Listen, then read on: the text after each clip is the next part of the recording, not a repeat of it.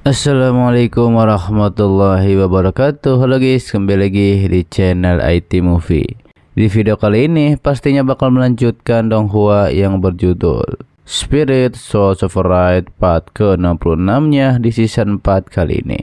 Oke, dan yang belum menonton part sebelumnya silahkan cek di bawah deskripsi ya. Kita lanjut ke bagian selanjutnya guys. Kemudian diperlihatkanlah kembali Chuyun mengatakan, kehidupan Ye Qianhan hari ini ia akan menjaminnya. Chuyun bergumam jika Ye Qianhan mati, tidak ada yang bisa mengendalikan batu pengontrol hati ulat sutra surgawi. Pada saat itu, begitu 9 nadi embun Liu Xiang meledak, Liu Xiang pasti akan mati.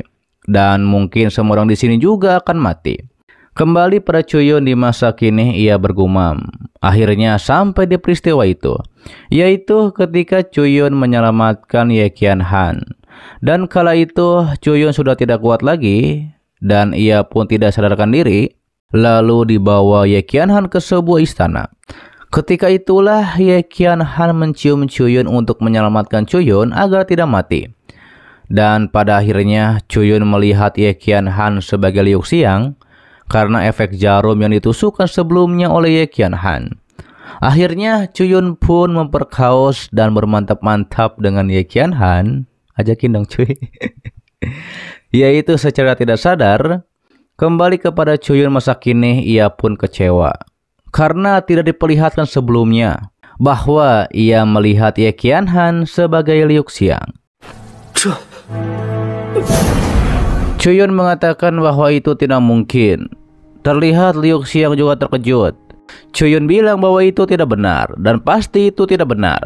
Bagaimana mungkin ia bisa mengatakan hal-hal seperti itu kepada Ye Qianhan? Chuyun meyakinkan bahwa seharusnya Liu Xiang mempercayainya. Liu Xiang mengatakan mungkin ketika Chuyun sedang berada di ambang kematian dan salah mengira bahwa Ye Qianhan adalah dirinya. Kembali ke cermin, Ye Qianhan mengatakan bahwa ia dan Chuyun tidak saling mengenal. Mengapa Chuyun mempertaruhkan nyawanya untuk menyelamatkannya? Saat itulah Chuyun membuka matanya dan melihat Ye Qianhan sebagai Liu Xiang. Ye Qianhan juga bilang untuk apa Chuyun melakukan ini. Kemudian Chuyun pun bangun lalu bilang, pepatah lama mengatakan, jika memiliki hati seseorang, bahkan setelah 9 kematian juga tidak akan menyesalinya. Karena Liu Xiang adalah cinta dalam hidupnya. Sebagai imbalan atas keselamatannya, meski kehilangan nyawa juga tidak apa-apa. Terlihat Liu Xiang pun terkejut mendengar hal tersebut ketika melihat hal itu dari cermin.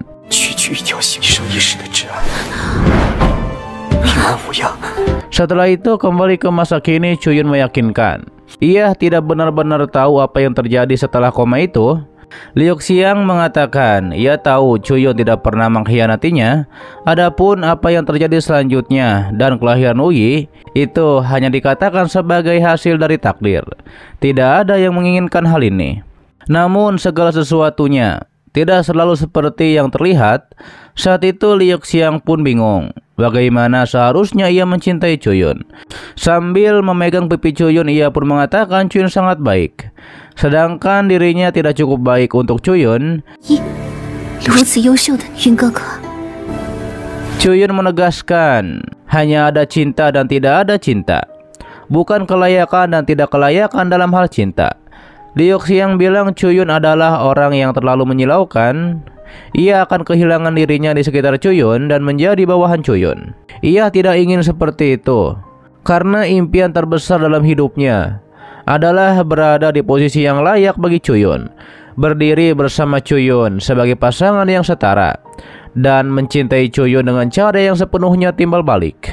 Liu Xiang pun meminta waktu kepada Chuyun dan ia ingin mencoba. Ditambah lagi ia tidak ingin menjalin hubungan dengan meninggalkan penyesatan emosional. Chuyun bilang ia tidak ingin meminta hal lain selain bertemu dengan Liu Xiang lagi. Semuanya akan baik-baik saja. Liu Xiang menanyakan bukankah Chuyun ingin ia segera kembali kepada Chuyun. Chuyun mengatakan tidak peduli apakah ia ingin atau tidak, hubungan adalah untuk dua orang. Ia harus mempertimbangkan perasaan Liu Xiang. 你不要。 一切顺其于你的感受，想不想不重要。 Liu Xiang pun menyampaikan bahwa Chuyun sangat baik. Ditambah lagi Chuyun bilang, ketika dua orang kekasih saling mencintai untuk waktu yang lama, ini bukan hanya masalah waktu lagi. Ia akan menunggu dengan sabar sampai Liu Xiang menemukan dirinya sendiri. Liu Xiang pun berterima kasih karena hal tersebut. Terlihat mereka berdua pun pipinya menjadi memerah karena situasi yang sangat mantap. Hingga akhirnya mereka berdua pun berciuman. Gas kencul. Liu Xiang mengatakan hanya ia yang bisa mengambil inisiatif duluan. Jangan coba untuk melakukan kesalahan.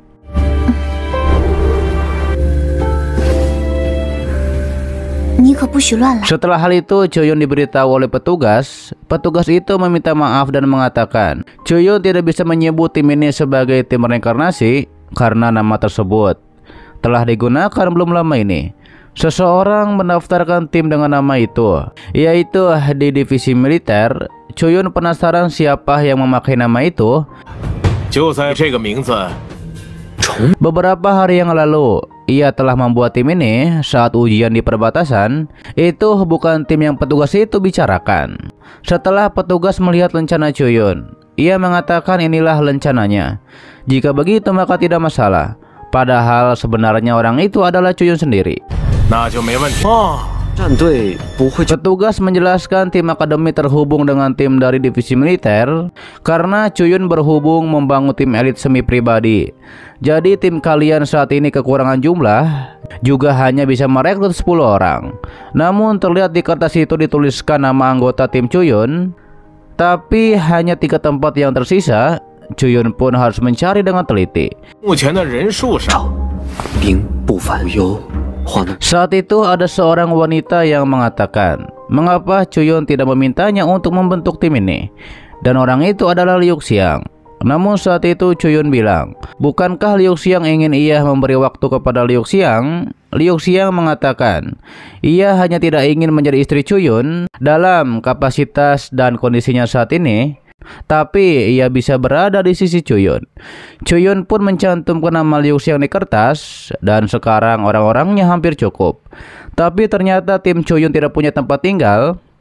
Liu Xiang pun menyarankan memberinya saja. Kemudian diperlihatkanlah sebuah bangunan besar, dan di bawah sana sudah ada Chuyun dan tim. Tim Chuyun pun memberikan hormat kepada Liu Xiang dengan nama senior. Liu Xiang mengatakan, kita semua adalah rekan satu tim di masa depan, tidak perlu bersikap terlalu sopan. Saat itu Yoyo berkata kakak ipar sangat baik. Hal itu pun membuat Liu Xiang tersipu malu. Chuyun menyampaikan, karena Liu Xiang tidak ingin menyembunyikannya, maka tentu saja Chuyun yang akan mengatakannya. Jangan sampai ada orang lain yang punya niat lain. Yoyo mengatakan ini adalah markas baru kita, yaitu yang sangat luar biasa, bahkan jauh lebih menakjubkan daripada tim Joyao-nya. Chuyun memberitahu selanjutnya, mari kita bersihkan markas yang baru dan bersiap untuk pindah. Hingga akhirnya Chuyun dan tim pun masuk ke markas baru. Yoyo bilang agar mereka pelan-pelan karena takutnya benderanya patah.